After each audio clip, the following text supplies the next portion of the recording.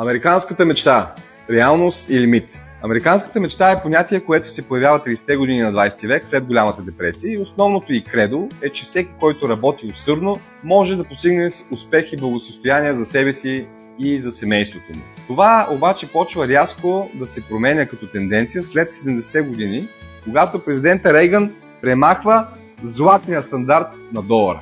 От тогава насам се наблюдава средната класа в Америка да намалява лека по лека и разликите между богати и бедни да се увеличава. Интересна статистика е, че през 70-те години над 70% от семействата в Америка са може да си позволят само мъжа да работи на административна работа, жената да е домакиня, да има 3 деца, 2 коли и къща без никакъв проблем и финансови затруднения.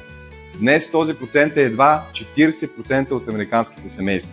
Освен всичко останало, през 70-те години образователната система е била почти безплатна в Америка, а днес повечето хора, които завършват висше образование, са принудени не да следват професионалните си мечти, а да изплащат огромни дългове десетилетия напред.